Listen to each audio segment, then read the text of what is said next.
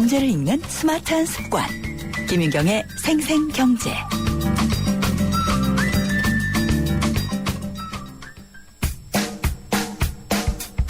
아하 경제와 함께하는 한뼘 경제. 경제 상식과 재미를 매일 한 뼘씩 키워드리는 시간. 오늘의 주제, 국가와 기업에게 신용 등급이 미치는 영향. 1997년 10월 25일 국제신용평가사 S&P는 우리나라 국가신용등급을 투자 부적격 수준으로 낮췄습니다. 그러자 며칠 뒤인 1997년 11월 4일 국내 시중은행은 엄청난 혼란에 빠졌죠. 국제금융시장에서 자금을 제대로 빌릴 수 없었기 때문인데요. 급기야 외환 보유액이 거의 바닥이 난 12월에 정부는 국제통화기금 IMF에 구제금융을 신청하기에 이르렀고 그것이 바로 흔히 IMF 하는 외환위기였죠. 외국인 투자자는 주식시장에서 돈을 잽싸게 빼내갔고 유동성 위기에 몰린 은행이 대출을 줄여 많은 기업이 쓰러졌던 기억 지울 수가 없는데요. 외환위기라는 큰 경제위기를 통해 국가 신용등급의 중요성을 뼈저리게 배운 셈입니다. 이렇듯 신용등급은 금융시장에서 자금 조달에 가장 큰 영향을 줍니다. 보통 정부나 기업이 해외에서 자금을 조달할 때는 미국 재무부 증권 금리나 런던 은행 간 금리인 리보 같은 글로벌 기준금리에 추가 금리를 덧붙여 빌려오죠. 그런데 신용등급이 높아 부도 위험이 낮으면 적은 이자를 내고 부도 위험이 높으면 더 많은 이자를 물어야 합니다. 이건 신용이 낮은 사람이 은행에 더 많은 이자를 내는 것과 똑같은 이치죠. 국가 신용 등급이 떨어졌다는 것은 그 나라의 외채 상환 능력이 상대적으로 더 의심을 받고 있다는 이야기입니다. 돈을 빌려준 쪽에서는 떼일 가능성이 더 크다는 것이니까 신용 등급이 하락하면 이자를 더 요구하게 됩니다. 즉 국채 금리가 상승하고 통화 가치는 떨어집니다. 국가 신용 등급에 영향을 미치는 요인으로는 외환 보유액, 장단기 외채, 경제 성장률이나 잠재 성장률, 인플레이션, 경상수지, 재정 건전성, 노동시장의 유연성 등이 있는데요. 어떤 요인이 더 중요한지는 경제 상황에 따라 달라집니다.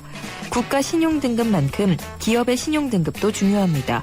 글로벌 시대의 투자자는 기업 신용도를 보고 투자하기 때문이죠. 외국 투자자의 직접 투자도 자금 조달을 위해 기업이 발행한 채권을 사주는 기준도 기업의 신용 등급에 의존합니다. 그러니까 국가와 기업의 신용 등급을 잘 관리해서 외국인 투자와 자금 조달에 문제가 없게 해야겠습니다. 제2의 IMF 외환위기를 겪지 않기 위해서 말이죠. 네, 그런데 제가 하나 더 알려드릴까요? 이 국가나 기업의 신용등급이라는 것을 정하는 것은 공적인 기관이 아닙니다. 민간에서 만든 신용평가사들이 이걸 정하고 있는데 그러니까 자신들의 이해가 반영될 수밖에 없습니다.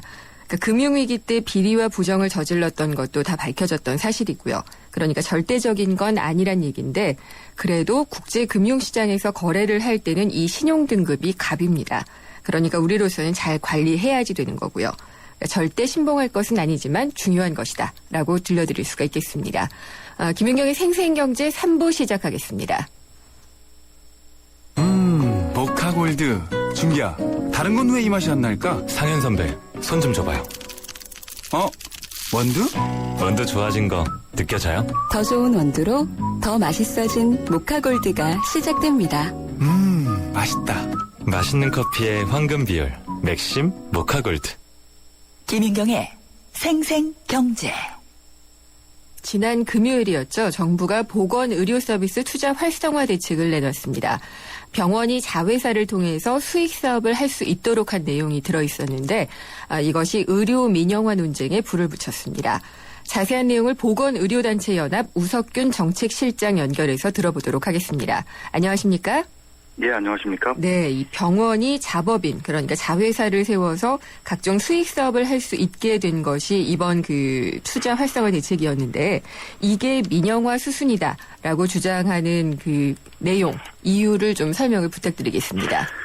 예, 제가 환자 한 분을 들어서 예를 들어보겠습니다. 그러니까 다리가 많이 부러진 환자가 병원에 오셨다고 그러면요. 먼저 검사를 할 텐데요. CT나 MRI 등을 하게 되면 지금까지는 이제 이 CT나 MRI가 병원 소유였지만 앞으로는 자회사인 영리법인이 이 CT나 MRI를 병원에 리스를 하게 되고요. 네. 인공 관절을 하거나 뭐 철심을 박을 때 뭐 이렇게 쓰는 의료 용구를 공급하는 회사도 병원 자회사가 되고요. 네. 약도 병원 자회사가 공급하게 되고 하다못해서 거즈나 수술 장갑 이런 것까지도 이런 병원 자회사가 공급하게 되고 병원 건물까지도 임대를 할 수 있는 게 병원 자회사가 됩니다. 네.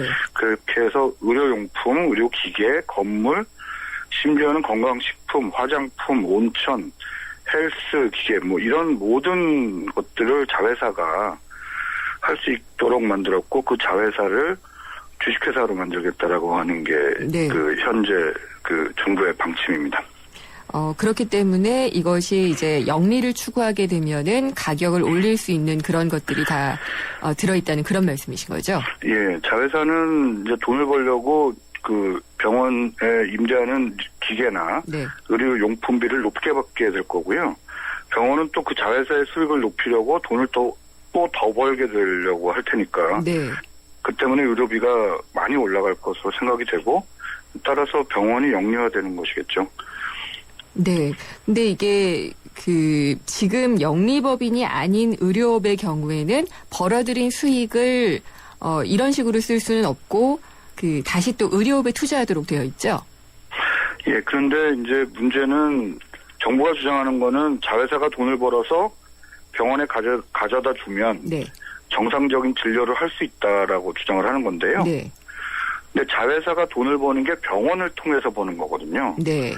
그 병원 환자들에게 돈을 버는 건데 그 병원 환자들에게 돈을 버는 게 건물 임대업이나 의료기계 임대업, 심지어 목발이나 CT, MRI, 거즈 하나까지도 다 그 자회사를 통해서 공급을 하겠다는 건데 네.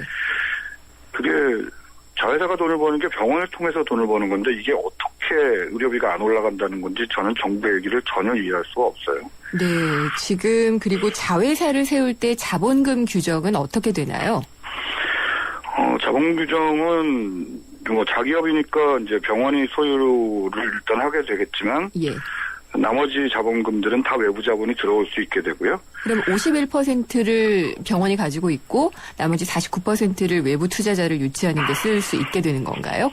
예, 외부 투자자들이 들어올 수 있게 되고 그 투자자에게 배당을 할 수 있게 된다는 것이 가장 큰 차이고요. 네.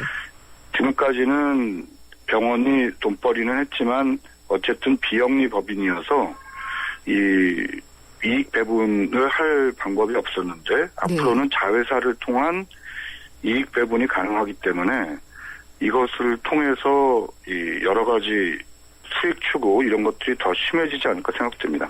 어쨌든 투자한 사람들한테 나눠줘야지 되니까요. 그렇죠. 예, 그래서 이제 평균적인 의료비가 상승하는 효과를 가져오게 될 것이다라는 말씀이신데, 그러니까 외부 자본이라는 것에 대해서 혹시 이게 제한이 돼 있나요? 사모펀드라든지 예전에 우리 금융 쪽에 들어왔던 론스타 이런 자본도 들어올 수가 있는 건가요? 예, 외국 같은 경우에는 특히 미국 같은 경우에는 이제 사모펀드가 병원들을 장악해서 문제가 되고 있는데요. 네. 가장 큰 펀드인 HCA 펀드도 사실 베인 컴퍼니라는 그 사모펀드가 장악을 하고 있는데요. 한국도 이런 자본들이 이제 어떤 모양을 띠고 들어올지는 알 수가 없고 결국은 가장 수익성을 높이 추구하는 그런 자본들이 들어올 수도 있게 되겠죠. 예, 그러니까 어떤 자본이 들어오는 것인지에 대해서 우리가 학습을 한번 했는데 거기에 대해서 좀 어떤 제한을 좀 둬야 되지 않을까라는 좀 생각을 좀 해봤고요. 그리고 보건복지부 웹사이트를 보니까 현대, 삼성 이런 그 대기업 계열 병원은 세법상 제한이 돼서 자법인 설립이 어렵다라고 되어 있어요. 맞나요? 보건복지부 주장은 이제 그러한데요. 네. 그렇다면 현대, 삼성 빼고 나머지 병원은 다 된다는 건데 이게 이명박 정부 때와 또 다른 내용이 네. 그때는 개인 병원만 그 영리법인으로 전환하는 거를 허용해 주겠다고 했는데요. 네. 이번에는 사실 삼성현대만 빼놓고 나머지 병원들, 대학병원들까지 다 자회사 설립이 가능하겠다고 하는 거니까 우리나라 병원들 거의 전체를 다 사실은 사실상의 영리 병원화로 만드는 것이 아닌가라고 생각이 됩니다. 그러면은 현대, 삼성을 제외한 모든 그런 법인이 된다면은 이게 정부 쪽 주장으로는 지방 중소병원에는 이게 수익을 높이는 데는 도움이 될 것이다. 외부 자본이 들어오니까라고 얘기하고 있어요.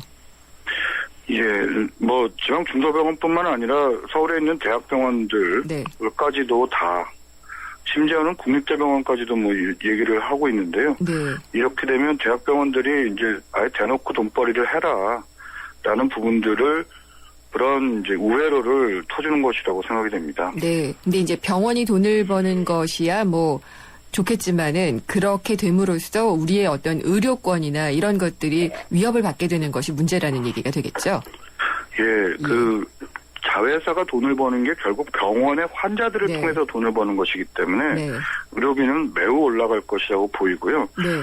이거는 건강보험 재정까지도 위협할 정도로 상당한 폭으로 올라갈 거라고 생각합니다. 혹시 이런 부분에 대해서 의료비 상승이 얼마나 뭐 될 수 있다라는 추정치 같은 것들이 있나요? 예전에 보건사회연구원에서 개인 병원이 약 5%가 영리 법인으로 옮겨갈 때 네. 1년에 약 1조 원 정도씩 더 들 것이다. 예. 라는 추산이 있었는데요. 지금 이렇게 될 경우에는 법인 병원, 네. 개인 병원보다 훨씬 더 덩치가 큰 법인 병원들이 영리 추구를 합법적으로 할 수 있게 되기 때문에 의료비의 상승폭은 그거보다도 훨씬 더 크지 않을까 생각이 드는데요. 그렇군요. 이명박 정부 때 했던 영리병원이라는 것은 투자 개방형 병원이라고 얘기가 됐었던 거고 그게 그러니까 개인 병원에만 한정이 됐었다.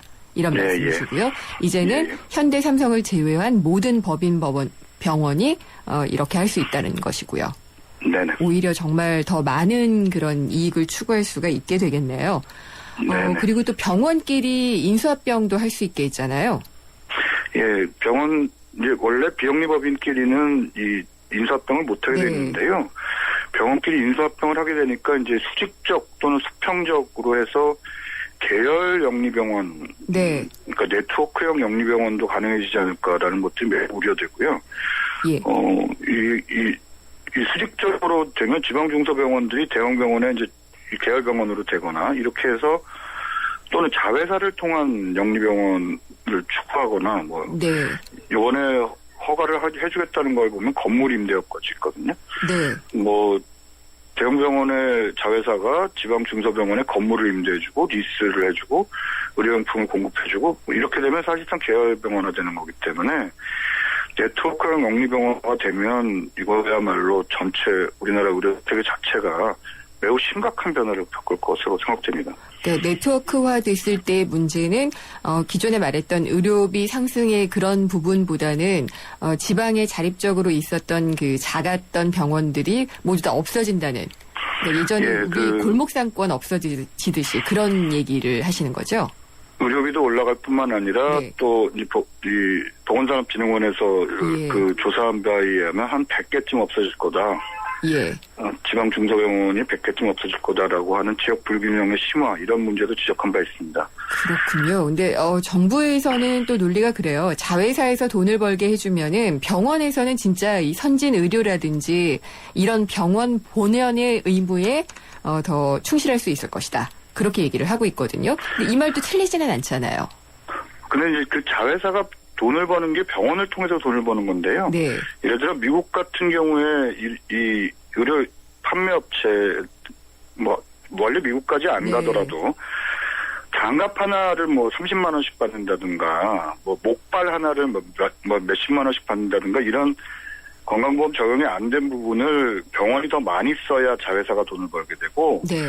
또 이 자회사는 병원의 환자들을 통해서 건강식품을 판다거나 화장품을 판다거나 예. 이런 여러 가지 일들이 가능해지기 때문에 병원이 완전히 무슨 시장판으로 만들려는 것 아닌지가 너무 우려가 되네요. 네. 그러니까 의료라는 것은 우리가 좀 이렇게 보편적으로 누려야지 될 권리이기 때문에 더욱 그렇겠죠. 네, 예. 그렇습니다. 근데 이게 이번에 또 병원만 그런 것이 아니라 약사들이 또 네트워크 형태로 법인 약국을 세울 수 있게 됐잖아요.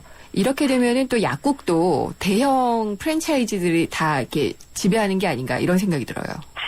예, 법인 약국도 이제 비영리법인이 있고 이제 영리법인이 있는데요. 네. 이번에 정부가 허용하려는 거는 영리법인 형태로 허용을 하겠다고 해서요. 네. 이것도 한정을 한다고 정부는 주장을 하는데 사실상 영리법인이 되면 이 겉으로는 이제 뭐 1인 1약국 이 형태를 계속 유지를 하겠지만 사실상은 네트워크형 영리법인 약국 이렇게 들어오게 되면 또 약값도 많이 올라가게 되겠죠. 예. 그래서 그게 걱정입니다.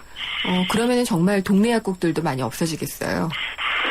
동네 약국 또 없어지는 것도 문제지만 예를 들어서 만약 대기업이 진출하게 되면 벌써 이제 대기업이 뭐 CJ나 뭐 코롱 뭐 이런 데 같은 경우는 제약업을 하고 있죠. 이미 진출을 했고 예. 그 준비를 하고 있는 데도 많은데요. 네. 그렇게 되면 결국은 성과를 따질 것이기 때문에 뭐 환자를 많이 보는 쪽으로 하게 되고 아무래도 돈이 많이 남는 약을 팔게 되고 이런 형태가 되겠죠. 그렇군요. 시간 관계상 더 여쭤보기가 어려운 것 같은데 간단하게 그러면은 지금 이게 의료 민영화가 아니라고 정부는 주장하고 있지만 사실상은 민영화 수순이라고 주장을 하고 계신데 어떤 부분을 그러면은 정부 측에서는 조금 수정을 해야지 된다고 생각을 하시나요? 결국은 병원이 환자를 치료하는 곳이고 네. 이 돈벌이를 하려고 하는 곳이 아닌데 이것을 마치 자회사가 돈벌이를 하고 모병원은 뭐 환자 치료만 한다라는 식으로 왜곡을 하고 있는 것 같은데요. 네. 자회사가 돈을 벌려면 모 병원인 환자를 통해서 돈을 벌기 때문에 결국 의료비가 올라가고 네. 수익 배당을 통해서 결국은 영리병원화되는 것과 마찬가지라서 이 자회사 영리법이나라는 부분들 자체를 포기해야 될 것으로 보입니다. 그럼 이번 대책을 전체적으로 다 철회를 해야지만 된다라고 보고 계신 거네요? 예, 전면적인 의료 민영화 수순이므로 따라서 의료 민영화는 하지 말아야 된다고 생각합니다. 예, 알겠습니다. 오늘 말씀 잘 들었습니다. 예, 감사합니다. 보건의료단체연합의 우석균 정책실장이었습니다. 이원 모델 김연아예요. 훈련으로 지칠 때마다 제게 에너지를 준 건 러브, 팬들의 사랑과 피플, 국민 여러분들의 파이팅이었어요. 그리고 그린, 더 깨끗한 세상을 만들기 위한 이원의 응원까지 모두 감사합니다. 네, 잠시 후 4부에서는 재무상담이 있습니다. 의견이나 상담 내용 있으신 분은 문자메시지 휴대전화 우물정의 0945번 그리고 YTN 라디오의 앱 예스에서 YTN 생생경제 프로그램에 실시간으로 사연이나 메시지를 남겨주시면 됩니다. 그럼 잠시 후 4부에서 뵙겠습니다. 안녕하세요. 중앙이병원 홍보대사 탤런트 송옥숙입니다. 여러분들에게 가족은 어떤 의미인가요? 저에게 가족은 제 삶의 목적이자 인생의 기쁨입니다. 많은 사람들이 결혼과 출산으로 가족을 이루지만 저는 입양이라는 더 큰 사랑으로 가족을 이뤘습니다. 여러분은 입양에 대해 어떻게 생각하세요? 입양은 칭찬받아야 할 봉사나 희생이 아니라 축하받아야 할 소중한 가족의 탄생입니다. 입양은 가족의 또 다른 이름이자 축복입니다. 이 캠페인은 재단법인 중앙입양원과 함께합니다. 가난한 나라 대한민국이 셀 수 없이 많은 그 어려움들을 넘어 오늘의 경제 강국으로 우뚝 서기까지 평생 희생할 줄만 알았지 자기를 위해 모을 줄을 몰랐던 우리의 어머니, 아버지. 여전히 고단하고 지친 그 삶에 든든한 버팀목이 되어드리고 싶어 이제 기초연금이 한 발 더 다가섭니다. 기초연금법이 만들어지면 내년 여름부터는 매달 최대 20만 원까지 부담은 덜어내고 혜택은 더해 대한민국이 함께 드립니다. 세대를 잇는 마음 기초연금. 이 캠페인은 보건복지부와 함께합니다. 살아있는 뉴스 깨어있는 방송 한국의 뉴스 채널 YTN 뉴스 FM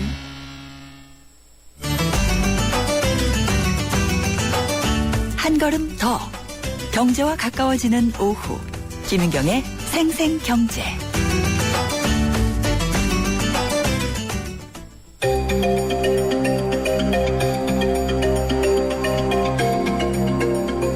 경쟁 속에 열심히 노력하는 사람이 더 많이 갖고 잘 살 수 있다는 것이 자본주의의 기본 논리입니다. 이 기본 논리가 사회주의나 공산주의에 비해 우월하다는 것을 우리는 역사를 통해 확인했습니다. 그러나 빈익빈 부익부라는 문제는 점점 깊어갑니다. 불황 속에서 그런 현상은 더 두드러지는 것 같습니다. 주식시장의 개인 투자자들은 대개 그간의 손실로 한숨을 쉬거나 가슴을 졸이고 있지만 2008년 금융위기 이후 우리나라 30대 그룹 총수 가족들이 갖고 있는 주식의 가치 30조 원이나 불었다고 합니다. 총수 가족이 갖고 있는 주식 가치는 같은 기간의 코스피 지수 상승률의 배에 달하고요. 또 1인당 국민소득 증가율의 6배에 달하고 있습니다. 삼성전자나 현대자동차 같은 대기업들이 더 잘 나가고 그 결과 증시에서도 싱싱 달렸기 때문이죠. 증시가 두 기업 잘 나가는 효과를 톡톡히 본 것이지 모든 기업이 골고루 잘 됐다고 보기는 어렵다는 얘기입니다. 두 기업이 3분기까지 상장사 이익 가운데 절반을 차지하고 있었습니다. 10억 원을 가진 사람이 버는 걸 100만 원 가진 사람은 절대 따라갈 수 없습니다. 10억 원을 정당하게 가졌다고 할지라도 100만 원 가진 사람들이 느끼는 상대적인 불평등은 피할 수가 없는데요. 만약 10억 원을 부당하게 혹은 특혜를 받고 가져간 거라면은 100만 원 가진 사람들이 느끼는 상대적 불평등은 더 커지겠죠. 이런 상대적 불평등이 커질수록 사회는 불안해지고 국민들은 불행해집니다. 그런 측면에서 경쟁체제 도입과 민영화 논란도 걱정스럽습니다. 경쟁을 통해서 효율을 높이겠다는 이론은 맞습니다만 빈익빈 부익부를 강화시킬 수도 있습니다. 우리가 적은 돈 내고 받을 수 있었던 진료는 없어질지도 모릅니다. 좋은 진료 가격은 비싸지고 평균적인 진료의 질은 떨어질 수도 있는 것이죠. 요즘 모두가 안녕하지 않다라고 느끼는 것은 바로 이런 상대적 박탈감이 커지고 있고 그런 것을 정부의 행보가 부추기고 있기 때문이 아닐까요? 이런 때일수록 균형을 잡는 정부의 역할이 중요한데요. 국민의 행복과 복지를 외치던 정부는 지금 어디에 있는 걸까요?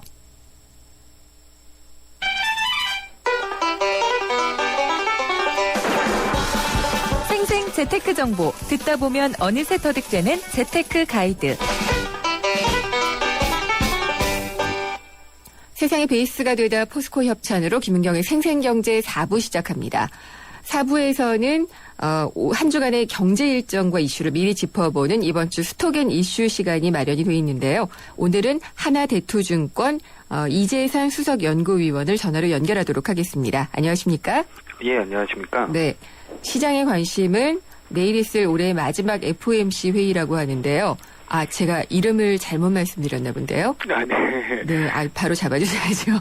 이재만 수석연구위원이십니다. 예. 마지막 올해의 FOMC 회의, 우리 시장의 움직임도 아마 영향을 받겠죠? 네, 아무래도 이제 그 부분의 영향력이 가장 클 수밖에 없지 않을까라고 생각을 하고 있습니다. 어쨌거나 네. 그 FRB 쪽에서 QE라든가 양적 완화 이런 부분에 대한 축소 가능성이 굉장히 높아지면서 증시가 조정을 받았고 글로벌 증시 전반적으로 좀 하락세를 보였기 때문에 네. 근본에 FOMC 회의에서 어떤 결정을 하느냐 또 네. 이런 부분들이 상대적으로 좀 관심이 높아질 수 있는 부분이 되지 않을까라고 생각을 하고 있습니다. 네. 저는 아까 프로그램 시작하는 부분에서 올해 말이나 내년 1월, 그러니까 버냉키 의장이 떠나기 전에 뭔가 좀 숙제를 하나 하고 가지 않을까라는 생각을 좀 했었는데요. 네. 테이퍼링, 그러니까 양적 완화 돈풀기를 이제 조금 줄여나가는 신호를 보내주지 않겠느냐라는 견해였어요, 저로서는. 네. 어떻게 보시는지, 이게 각각의 또 시나리오가 있는 것 같고요. 아무래도 이제 양적 완화를 축소할 수 있는 부분들, 이런 부분들은 아무래도 이제 실업률이라든가 물가라든가 이런 부분들이 결정을 짓는 가장 중요한 변수라고 생각을 하고 있습니다. 네. 최근에 미국 경기 자체를 좀 보시면 아시겠지만 소매 판매라든가 기타 고용이라든가 주택 가격이라든가 이런 부분들이 빠르게 좀 회복을 하고 있는 시점이기 때문에 양적 완화의 축소, 이런 규모의 축소 가능성은 상대적으로 높아진 시점이 아닌가라고 생각을 하고 있습니다. 더군다나 버냉키가 앨런에게 넘겨주기 위해서는 다소나마 이 부분들의 유동성 확장을 조금은 줄여놔야지 실질적으로 다음 흔히 얘기하는 차기 의장의 부담이 좀 줄어들 수 있다는 관점까지 생각을 하게 되면 네. 축소 가능성은 있다라고 생각을 하고 있습니다. 다만 그 축소 가능성 자체가 굉장히 큰 금액을 축소하겠느냐. 실질적으로 현재 매입하고 있는 국채라든가 MBS의 규모는 매월 850억 달러 달러 정도 됩니다. 네. 근데 이 규모를 대략적으로 100억 달러 정도 내외를 축소를 할 가능성이 있기 때문에 규모 자체가 크진 않을 수 있다는 부분을 좀 생각을 해두실 필요는 있다라고 생각을 하고 있고요. 두 번째로는 아직까지 물가라든가 이런 부분들이 굉장히 낮은 수준에 머물러 있기 때문에 실질적으로 테이퍼링을 아주 크게 확장시키거나 아니면 현재 시점에서 당장 필요하다 이런 쪽의 시각 역시도 다소나마 좀 힘을 얻기에는 좀 부족한 상황이라는 점도 생각을 좀 해두실 필요가 있지 않나 생각하고 있습니다. 근데 이제 양적 완화, 이게 상당히 경제가 어려웠을 때 시행을 했었던 것이기 때문에 이거를 이제 중단하거나 축소하거나 한다는 것은 그만큼 체질이 좋아졌다는 얘기잖아요. 근데 금융시장은 왜 이렇게 우려를 하고 있을까요? 아무래도 그 과거의 그런 경험들을 좀 생각을 하는 것 같습니다. 기본적으로 생각을 해보게 되면 미국이 양적 완화 그 정책을 실행을 했던 게 이번이 세 번째입니다. 공식적으로. 네. 그러면 기존에 두 차례가 있었고 그 두 차례가 흔히 얘기하는 종료되는 시점들을 좀 생각을 해보게 되면 외국인들의 매도가 상대적으로 좀 강했다는 부분들이 아무래도 주식시장에는 상당한 영향을 줄 수밖에 없는 부분이다라고 생각을 하고 있습니다. 흔히 얘기하는 체질의 변화라든가 이런 부분들보다는 오히려 유동성의 변화 이런 부분들에 단기적으로는 조금 더 포커스를 맞추고 있다라고 생각을 하고 있고요. 앵커분이 말씀하신 것처럼 제 생각 역시도 흔히 얘기하는 양적 완화의 축소라든가 이런 부분들 자체만 놓고 보게 되면 경기 펀더멘탈이라든가 이런 부분들이 좋아지는 거를 반영한다는 생각을 하고 있고 이런 부분들이 공식화된다는 점을 생각을 하게 되면 중기적인 시각에서는 당연히 나쁘지 않은 하나의 그런 그 정책적인 부분이라고 생각을 하고 있습니다. 네. 그리고 중국의 경제공작회의가 지난주에 있었는데 이게 생각보다 시장에 미친 영향은 좀 적었던 것 같아요. 예. 아무래도 이제 중국 경제에 대한 부분은 굉장히 기대가 많기는 합니다. 국내 같은 경우는 아무래도 이제 수출 물량이라든가 이런 부분들이 대략 한 20%가 넘게 중국 향이기 때문에 관심이 많을 수밖에 없다라고 생각을 하는데 중국은 특별하게 정책 기조의 변화를 갖지는 않았습니다. 여전히 조금 재정 정책은 확대를 할 거고 통화 정책은 굉장히 신중하게 펼칠 수 있는 이런 부분들을 많이 강조를 했고요. 여기에 이제 소비라든가 이런 부분들의 그 증진 가능성에 대해서는 계속 언급을 하고 있고 새롭게 요즘 많이 부각이 되고 있는 게 중국 기업들의 구조조정, 특히 과잉 생산에 걸려있는 철강이라든가 시멘트라든가 알루미늄이라든가 이런 업종들에 대한 구조조정을 여전히 좀 얘기하고 있다는 점도 조금 예전과는 다른 목소리의 톤을 가지고 있고 이 부분들이 어떻게 보게 되면 중국의 성장성에 대한 기대를 많이 좀 이렇게 낮추는 형태로 작용을 많이 하고 있는 시점이다라고 생각을 하고 있습니다. 네. 그러면은 시장에는 전체적으로 볼 때는 그냥 중립적인 영향을 줄 수밖에 없었다라고 보시는 건가요? 예, 아무래도 조금 중국은 뭔가 정책적으로 굉장히 크게 지금 상황에서 기대할 게 많이는 없기 때문에 당분간은 좀 계속 이러한 모습이 유지되지 않을까 생각하고 있습니다. 네. 예. 그렇다면은 지금 연준이 돈 풀기를 조금 줄일 가능성도 있고 중국은 그냥 이런 행보로 간다. 뭐 이런 것들을 전제로 볼 때 지금 남아있는 12월은 얼마 되지는 않지만 그래도 마지막으로 연말 랠리를 기다리는 사람들이 있어서 가능성이 얼마나 있다고 보시는지요? 우선 기본적으로 앞서 말씀하신 그런 FOMC 회의라든가 이런 부분들이 실제로 실행이 되게 되고 거기서 흔히 얘기하는 코멘트라든가 이런 부분들에 따라서 결정될 문제이긴 합니다만 결정적으로 보게 되면 불확실성을 좀 완화시킬 수 있는 하나의 단초가 될 수 있는 부분인 것 같습니다. 실질적으로 QE를 축소를 하건 그렇지 않고 조금 더 연장을 하건 이런 부분들의 결론보다는 오히려 하나의 이벤트가 끝남으로 인해서 생길 수 있는 불확실성 완화를 조금 더 많이 포커스를 맞춰서 보실 필요가 있는 것 같고요. 그래서 그 불확실성이 완화되는 경우를 좀 생각을 해보게 되면 최근 외국인의 매도가 다소 국내 증시에서 많이 좀 집중이 돼 있는 상황인데 이 부분이 좀 완화될 수 있다는 점도 같이 생각을 해두셔야 될 필요가 있습니다. 최근에 그 FOMC 회의 그리고 FRB의 정책 이런 부분들에 같이 맞물려서 국내 증시에 외국인 좀 매도세가 많았었는데 이런 부분들이 다소 진정될 수 있다는 점 하나하고 두 번째 포인트는 흔히 얘기하는 유럽과 중국의 경기 사이클이라든가 이런 부분들이 동시에 상승하는 국면에 진입을 했기 때문에 국내 증시가 계속적으로 소외되거나 아니면 계속 하락세를 보이거나 이럴 가능성은 다소 가능성이 좀 희박하지 않나라는 생각을 하고 있어서 추세 자체를 조금 더 상승 쪽에 무게를 두고 연말을 준비하시는 게 조금 더 좋은 방법이 될 거다라고 생각하고 있습니다. 네. 이번 주에는 뭐 앞에 얘기한 것처럼 FOMC가 있고요.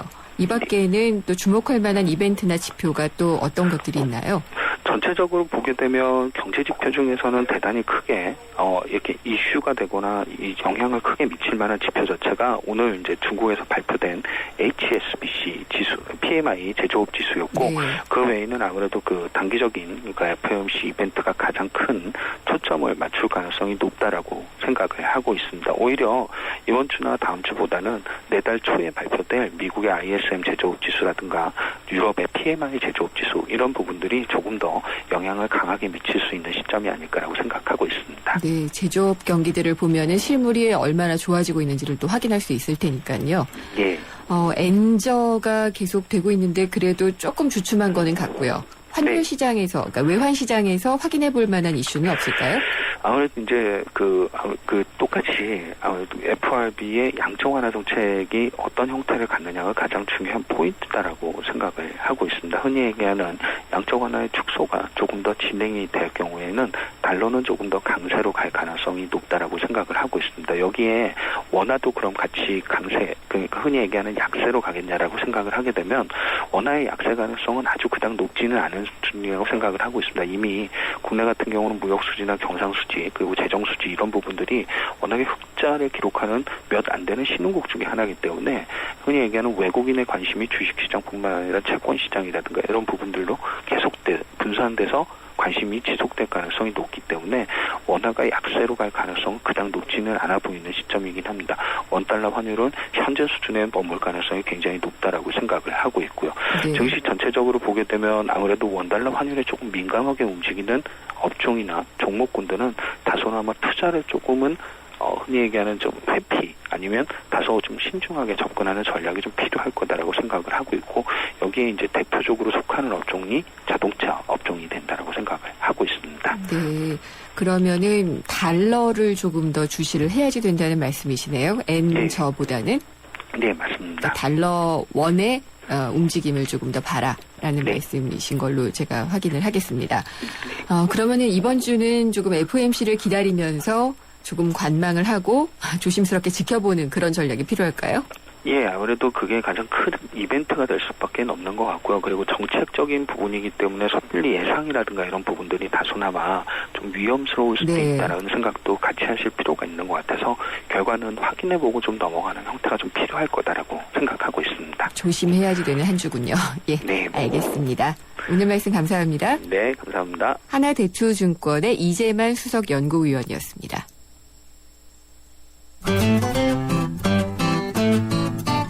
생생경제를 다양하게 만나는 방법. YTN 라디오 앱 예스와 웹사이트 김윤경의 생생경제 또는 트위터 YTN_이코노미로 실시간 듣기와 다시 듣기를 하실 수 있고 방송 내용에 대한 문의와 의견을 주실 수 있습니다.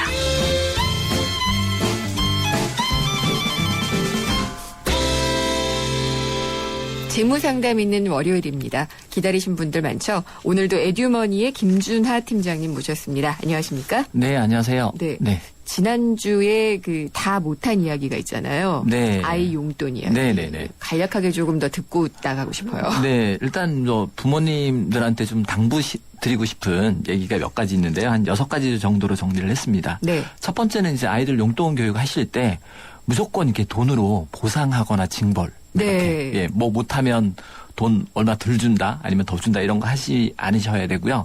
그다음에 용돈 교육 자체가 아이들한테 이제 의사결정 훈련을 하는 교육입니다. 네. 그래서 아이들한테 맡기셔야 됩니다. 그러니까 부모님들이 용돈을 줘놓고 불안해요. 얘가 제대로 쓰지 못할까봐 뭐 잊어버릴까봐 이렇게 불안해하시는데 일단 간섭하지 마십시오. 간섭하지 않도록 하셔야 되고요. 그다음에 이제 만약에 아이가 중간에 다 못 쓰고 중도에 뭐 이렇게 돈이 모자라는 경우가 당연히 있겠죠. 네, 이럴 때는 아이들한테 뭐 바로 즉시 돈을 주지 마시고요. 약간 어려움을 좀 겪게 하셔야 됩니다. 네. 그리고 돈을 좀 주되 뭐 가불 같은 형태로 뭐 이렇게 가불이요? 네. 다음 달에는 당연히 그 금액은 빠져야 됩니다. 그러니까 가불로 주셔도 상관없는데 다만 이거는 다음 달에 준 걸 땡겨서 주는 거다라고 분명히 얘기를 하셔야 됩니다. 그다음에 이제 가끔가다 날짜를 놓치는 경우 있습니다. 그래서 이거는 정확하게 날짜를 딱 정해서 주셔야 됩니다. 그다음에 5번째 이제 용돈 금액을 정할 때는 뭐 내가 얼마 줄게라고 보다는 아이와 함께 어떤 항목에 어떻게 쓸 거니까 그러면 얼마쯤 필요할지에 대해서 아이들하고 협상을 조금 하셔야 될 것 같습니다. 그래서 네. 용돈교육을 하는 나이가 보통 이제 초등학교 3, 4학년 정도가 적당한 이유가 사실 이런 데 있습니다. 그리고 네. 마지막으로 가장 중요한 게요. 예.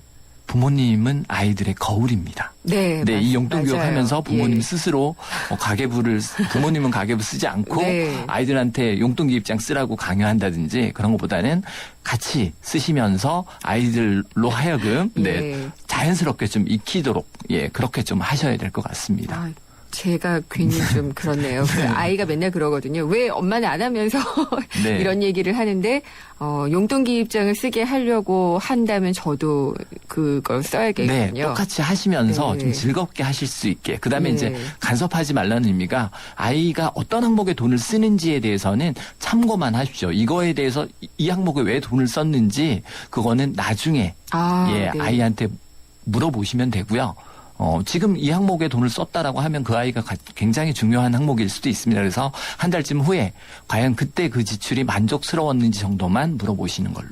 기입장을 꼬박꼬박 쓰게 하는 것보다는 그게 더 효과적이란 말이죠. 네, 그렇습니다. 기입장에 대해서는 제 시간에 쓰게끔만 하시고 내용에 대해서는 차후에 아이와 함께 토론할 수 있게 그렇게 하셔야 될 것 같습니다. 그게 현실적인 것 같다는 네. 생각이 좀 듭니다. 네.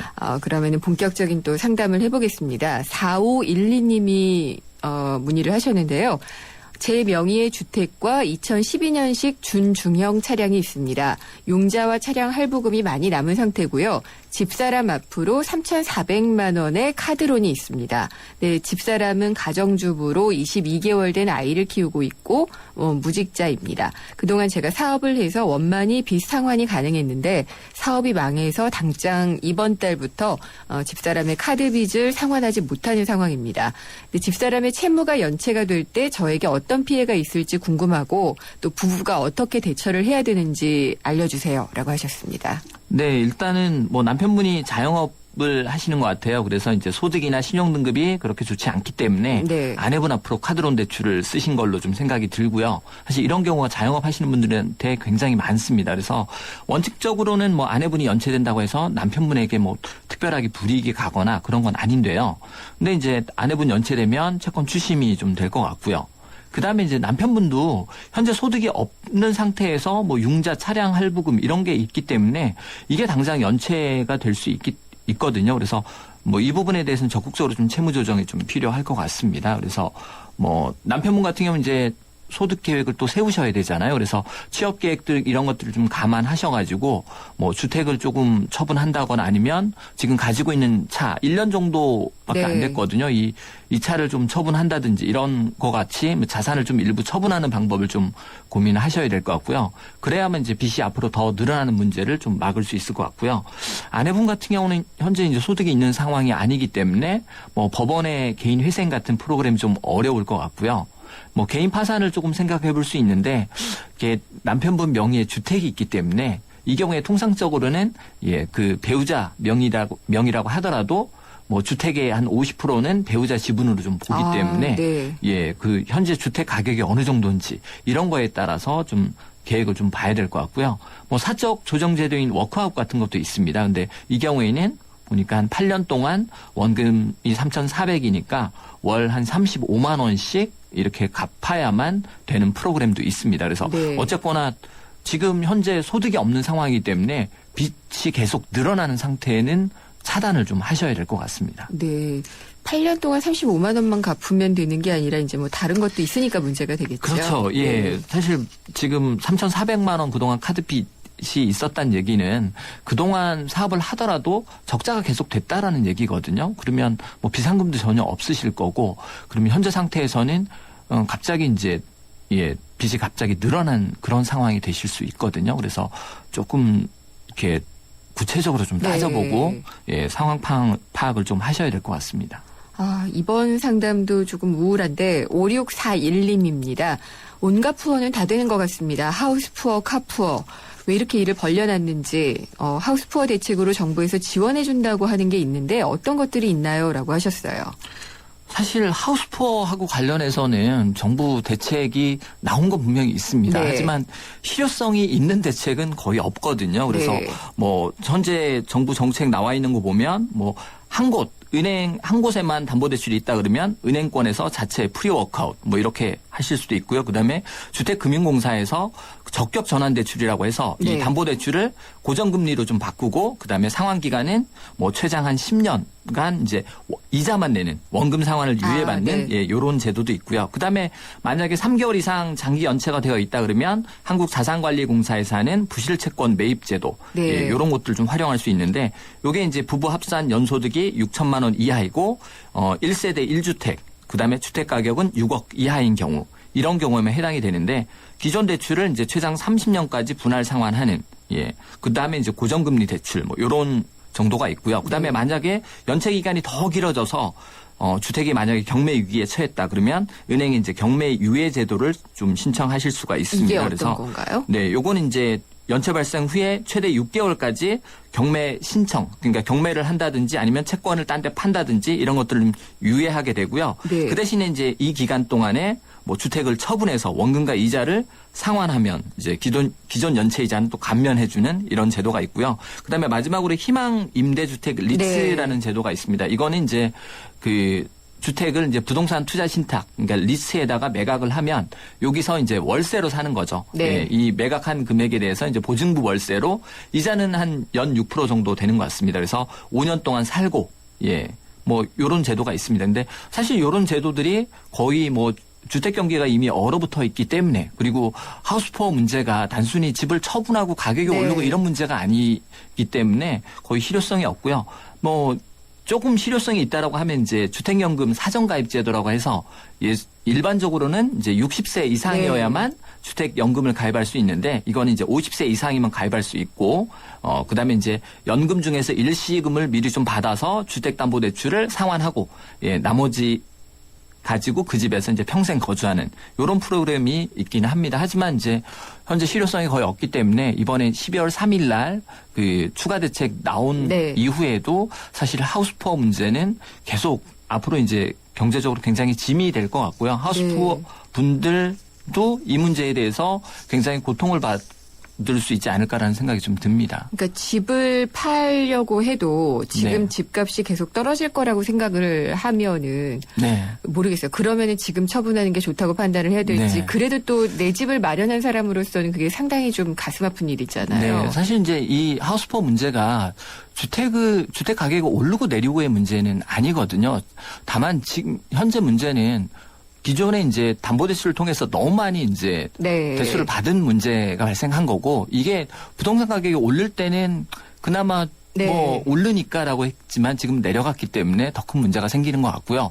아마 이 추세는 앞으로 당분간은 계속 유지가 될 것 같고요. 또 하우스푸어 입장에서는 주거권 내가 살고 싶은 집에 아니면 내가 최소한 이렇게 서울에 아니면 내가 살고 있는 곳에 거주하고 싶은 그런 욕구만 있거든요. 근데 이 문제를 집값이 오르면 해결되는 것처럼 정책들이 계속 나오기 때문에 실효성이 거의 없다. 이렇게 생각이 좀 듭니다. 그렇군요. 이게 지금 아까 경매 유예제도 같은 경우에도 보면은 이게 집을 팔아가지고 할 경우에만 되는 거잖아요. 네, 사실 이제 경매가 들어가면 담보가 그 주택 가격에 비해서 뭐 70% 이하로 떨어지기 때문에 그런데요. 근데 사실 뭐 6개월 정도 유예가 아니라 요즘은 연체하기 시작하면 2, 3개월 이내에도 바로 경매가 들어오거든요. 담보 근저당권이 있기 때문에 그래서 실제 이게 효과가 있을지 좀 의문스럽고요. 그다음에 이제 처분한다고 하더라도 현실적으로 지금 거래가 거의 되지 않는 상황에서 그나마 대출도 잔뜩 껴있는 집을 누가 나서서 살려 할 것이냐 이런 문제가 좀 있는 것 같습니다. 그렇죠. 좀 여러 가지 문제가 많이 다 걸려 있네요. 그리고 3242님입니다. 작년 3월에 주택을 구입하고 대출이자가 매달 나가고 있는데 연말정산에 해당 사항이 되나요? 라고 물어보셨습니다. 예, 이게 장기주택 차입금에 대해서 그 이자에 대한 연말정산을 좀 문의하시는 것 같은데요. 일단 자격 조건이 이렇습니다. 무주택 세대의 세대주고요. 그다음에 전용 면적 85제곱미터 이하의 국민주택 규모. 그다음에 취득할 당시 기준 시가가 3억 원 이하. 예, 그다음에 이제 이 주택에 대해서 3개월, 그러니까 내가 설정을 하고 3개월 이내에 예, 대출을 받았을 경우, 그다음에 이제 이 대출이 장기 차입금이기 때문에 최소한 15년 이상 네. 예, 담보대출을 받는 경우에 알겠습니다. 이런 경우에 이제 이자에 대해서 네. 최대 뭐 1,500만 원까지 예, 소득공제가 됩니다. 네, 여기까지 듣도록 하겠습니다. 에듀머니의 김준하 팀장님 오늘 감사했습니다. 다음 주에도 또 재무상담 잘 부탁드리겠습니다. 네, 감사합니다. SK이노베이션이 이산화탄소에게 물었다. 왜 너만 보면 지구온난화 얘기일까?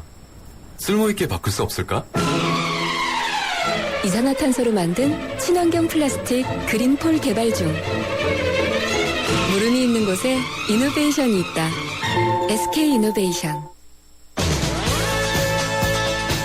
네, 한 포털 사이트 검색어 순위에 의료 민영화가 계속 상위에 올라 있습니다. 그만큼 관심이 뜨거운데 병원에서 권하는 검사나 치료, 우리가 전문가가 아닌 이상 선택하기도 어렵고 거부하기도 어렵습니다. 그렇기 때문에 병원이 대놓고 영리 추구를 하게 되면은 병원은 아무래도 환자보다는 돈 편에 서지 않을까라는 우려가 드는데요. 여기에 대해서 좀 잘 생각을 해봐야 될 것 같습니다. 오늘 순서 마치겠습니다. 김윤경이었습니다.